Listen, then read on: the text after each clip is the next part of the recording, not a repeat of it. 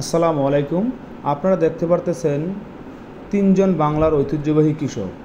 ওনাদেরকে দেখে মনে হবে না যে ওনারা অন্য কোনো পেশায় নিয়োজিত আছেন। ওনাদেরকে দেখলে মনে হবে যে আসলে ওনারা অরিজিনালি কৃষক। ওনাদের যে ধান কাটার এক্সপিরিয়েন্স দেখেন, কত গতিতে ধান কাটতে পারে। দেখে মনে হয় যে ওনারা আসলে যে সবসময় এই ধান কাটার কাজে নিয়োজিত থাকেন। কিন্তু বিষয়টা আসলে এরকম না।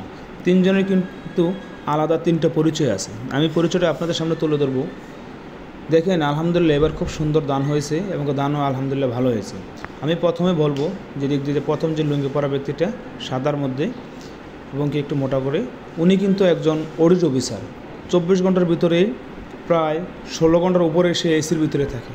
আজকে কিন্তু আপনারা দেখতে পাচ্ছেন এসি থেকে এসে কিন্তু খুব সুন্দরভাবে ভালো একটা স্পিডের মাধ্যমে ধান কাটতেছে। মানুষ পারে না এমন কোনো কাজ নেই। ওনারা আসলে যদিও আগে থেকে চাকরির আগে উনি অনেক ধান কেটেছে, কিন্তু বিগত প্রায় 15 থেকে 20 বছর হবে উনি কোনো এইসব কাজ করে নাই। এই যে এখন আসছে, আইসা দেখেন খুব সুন্দরভাবে ধান কাটতেছে। তারপরে যারা দুজন দেখতেছেন, মাঝের ব্যক্তির পরের ব্যক্তি, 2 নম্বর 3 নম্বর ব্যক্তি, ওনাদের দ্বারা আসলে কোনো সমস্যাই নয়। কেননা ওনারা ডিফেন্সে চাকরি করে। যে মাঝের জন সে বাংলাদেশ ফায়ার সার্ভিসে চাকরি করে। আর তারপর হচ্ছে যে নৌবাহিনী, 3 নম্বর ব্যক্তি নৌবাহিনীতে চাকরি করে।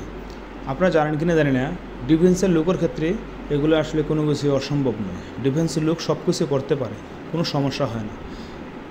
ধান কাটা হতে, ঘাস কাটা হতে, যে কোনো কাজ বলবেন সচরাচর ডিফেন্সের লোক পরিশ্রম করতে কোনো সমস্যা নেই।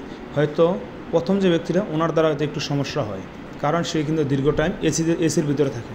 আর ডিফেন্সের লোক কিন্তু এসির ভিতরে থাকিয়ে নেয় না, সবসময় মাঠে ঘাটে অনেক পরিশ্রমের উপরে থাকে। ওনাদের জন্য এগুলো একবার সিম্পল মনে হয়। যাই হোক, আমি আর বেশি কিছু বলতে চাচ্ছি না। যে আজকের ভিডিওটার মাধ্যমে আমি বলতে চাচ্ছি জীবনের একটা সুন্দর মুহূর্ত এবং সুন্দর সময় আমরা কাটিয়েছি। এটা আসলে একটা জীবনের স্মৃতিসুলভ হয়ে থাকবে। তিনজন একই সাথে হয়েছে, এই জন্য সম্ভব হয়েছে ধান কাটাটা। যদিও ভিডিওটা আজ থেকে 10 থেকে 15 দিন আগে ভিডিওটা করা, এটার মাধ্যমে একটা আমরা জীবনের স্মৃতিসুলভ ধরে রাখছি। ঠিক আছে, ভালো থাকবেন, সুস্থ থাকবেন। আসসালামু আলাইকুম।